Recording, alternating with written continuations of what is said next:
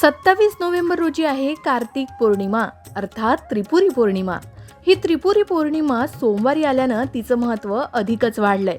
कारण त्रिपुरी पौर्णिमेला भगवान शिवशंकरांनी त्रिपुरासुराचा वध केला होता. त्या विजयोत्सवानिमित्त ही तिथी साजरी केली जाते. त्रिपुरी पौर्णिमेच्या निमित्तानं आपण भगवान शंकरांची पूजा तर करतोच, शिवाय सोमवार आल्यामुळे या दिवसाचं महत्त्व दुप्पटीनं वाढलंय. त्यानिमित्तानं महादेवांची विशेष उपासना कशी करता येईल, चला जाणून घेऊयात. पण त्याआधी आमच्या चॅनलला सबस्क्राईब करा, बेल आयकॉनला क्लिक करा. तुम्ही जर हा व्हिडिओ फेसबुकवर पाहत असाल तर फेसबुक पेजलाही फॉलो करा. चातुर्मासातील 4 महिने भगवान श्रीहरी विष्णू शेष सागरात विश्रांती घेत असल्यामुळे त्यांच्या वाटणीच्या कारभाराची सूत्रे महादेवांनी आपल्या हाती घेतली. त्याच वेळेस त्रिपुरासूर नावाचा दैत्य पृथ्वीवर हाहाकार माजवत होता. ब्रह्मदेवांकडून वरदान मिळाल्यामुळे तो उन्मत्त बनला होता. त्याला नियंत्रणात आणण्यासाठी, त्याचा नायनाट करण्यासाठी सर्व देवतांचा समूह महादेवांकडे आला. तेव्हा महादेवांनी त्रिपुरासूर नावाच्या दैत्याचं पारिपत्य केलं आणि त्याचा वध करून भगवान श्रीहरी विष्णूंची भेट घेतली.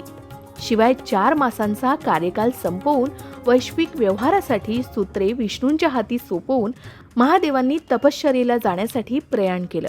हरिहरांची ही भेट अविस्मरणीय ठरली. म्हणून या दिवशी जो नर नारी या दोहोंचं स्मरण करून बेल तुळस वाहील, श्रद्धेनं प्रार्थना करेल, त्याला मरणोत्तर वैकुंठ प्राप्ती होईल असा आशीर्वाद महादेवांनी दिला. म्हणून वैकुंठ चतुर्दशी पाठोपाठ त्रिपुरी पौर्णिमा हे दोन्ही सण दिवाळीसारखेच जल्लोषाने साजरे केले जातात. देवांची परस्पर भेट आणि आनंद सोहळा देवदिवाळी म्हणूनही साजरा केला जातो. शिवाय त्रिपुरी पौर्णिमेला चातुर्मासाची सांगता होते. त्याच्या आदल्या दिवशी म्हणजेच वैकुंठ चतुर्दशीला श्रीहरी विष्णूंची सहस्र नावे घेऊन बेल आणि महादेवांना रुद्र म्हणत तुळशीची पानं अर्पण केली जातात. इतर वेळी भगवान शंकरांना बेल वाहतात आणि भगवान श्रीहरी विष्णूंना तुळस वाहिली जाते. परंतु या भेटीचं आगळं वेगळं असं महत्त्व म्हणून अशी पूजा करण्यात येते. त्रिपुरी पौर्णिमेला त्रिपूर प्रकारची वात तयार करून भगवान शंकरांसमोर दिवा लावला जातो. शिवाय घरात, मंदिरात, परिसरात शेकडो दिव्यांची रोषणाई केली जाते. मंदिरातील दगडी दीपमाळांमध्ये त्रिपूर वात लावून हा उत्सव साजरा केला जातो. याचबरोबर या दिवशी दीपदानही करण्याला तितकंच महत्त्व आहे. आपल्यामुळे दुसऱ्यांच्या आयुष्यातला थोडा तरी अंधार दूर व्हावा ही दीपदानामागील सद्भावना असते.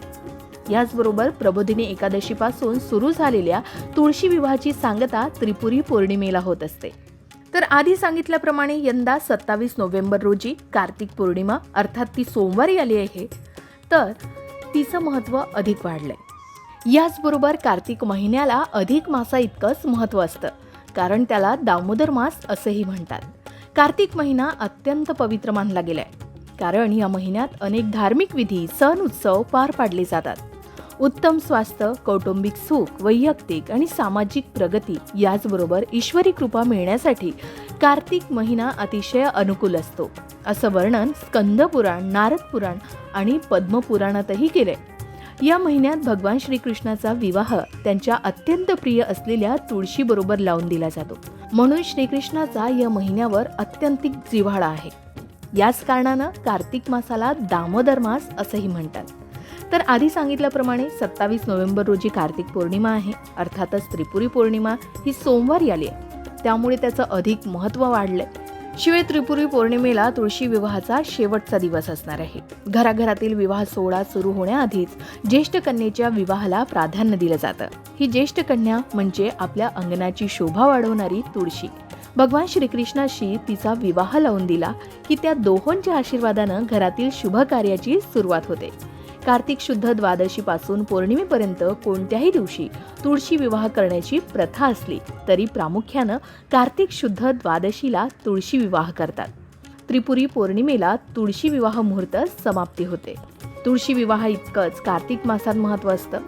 पुराणानुसार जे फळ सामान्य दिवसात हजारो वेळा गंगा स्नान केल्यानं किंवा प्रयागामध्ये कुंभ स्नानाच्या वेळी गंगेच्या स्नानानं मिळतं, तेच फळ कार्तिक महिन्यात सूर्योदयाच्या पूर्वी कोणत्याही नदीत स्नान केल्यानं मिळतं.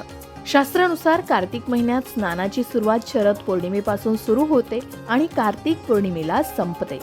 शिवाय पद्मपुराणानुसार जी व्यक्ती संपूर्ण कार्तिक महिन्यात सूर्योदयापूर्वी उठून नदी किंवा तलावात स्नान करेल आणि भगवान श्रीहरी विष्णू यांची पूजा करेल त्यांना भगवान श्रीहरी विष्णू यांची कृपा प्राप्त होते. शिवाय पद्मपुराणाच्या कथेनुसार कार्तिक स्नान आणि पूजेच्या पुण्यानं सत्यभामेला श्रीकृष्ण यांनी पत्नी होण्याचं सौभाग्य दिलं होतं. हाच महिना धार्मिक कार्यासाठी उत्तम मानला जातो. याच कार्तिक महिन्यात येणारी कार्तिक पौर्णिमा अर्थात त्रिपुरारी पौर्णिमा ही शिव मंदिरांमध्ये दीप जाळून साजरी केली जाते. याचबरोबर या दिवशी भगवान महादेवांची उपासना करण्यालाही तितकंच महत्त्व आहे. भगवान शिवाची उपासना केवळ मानवच करत नाही तर देव आणि दानव हेही शिवाचे उपासक होते. रावण, बाणासूर हे दैत्य परम शिवभक्त होते. भगवान श्रीहरी विष्णू आणि भगवान शिव यांमधील फरक असा की भगवान विष्णूंनी कोणत्याही दैत्याला वर दिला नाही, परंतु भगवान शिवांनी अनेक दैत्यांनाही वर दिलेत. समुद्र मंथनातून उत्पन्न झालेलं विष सर्व जगाला जाळीत सुटलं तेव्हा सर्व देव शिवाला शरण आले. जगाला संकटमुक्त करण्यासाठी भगवान महादेवांनी ते हलाहल प्राशन केलं. त्यामुळे त्यांचा गळा काळा निळा झाला आणि म्हणून त्यांचं नीळकंठ नाव असेही पडलं.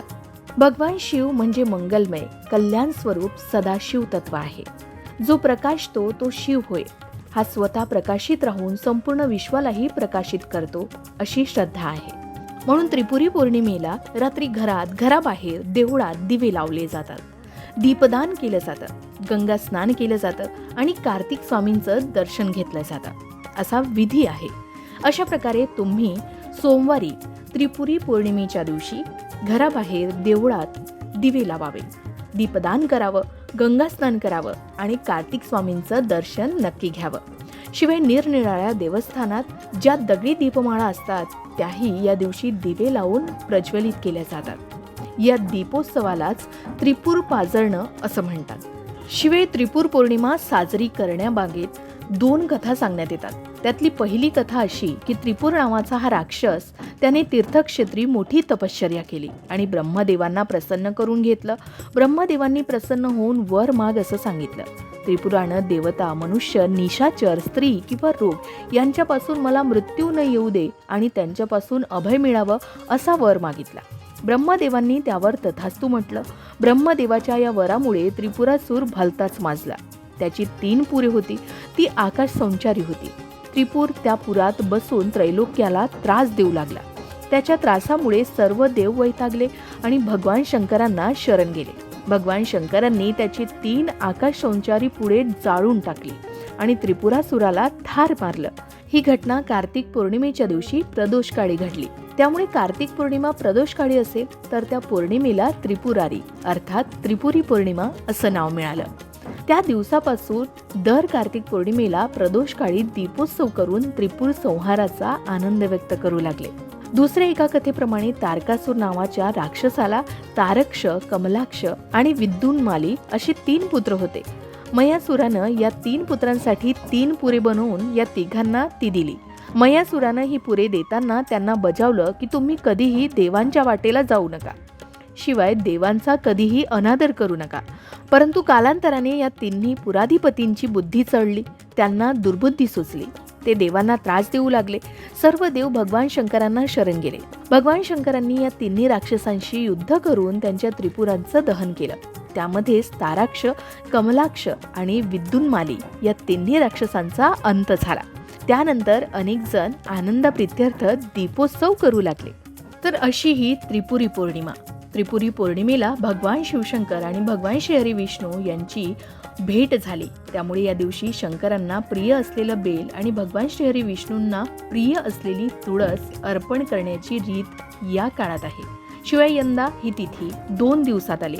26 नोव्हेंबरला त्रिपुरी पौर्णिमा दुपारी 3:53 सुरू होणार आहे.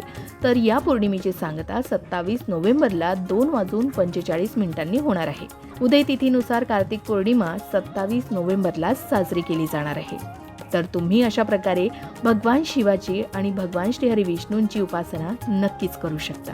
अशाच प्रकारच्या माहितीपूर्ण व्हिडिओसाठी लोकमत भक्ती चॅनलला नक्की सबस्क्राईब करा आणि बेल आयकॉनला क्लिक करा, म्हणजे आमच्या नवनवीन व्हिडिओचं नोटिफिकेशन तुम्हाला मिळत राहील.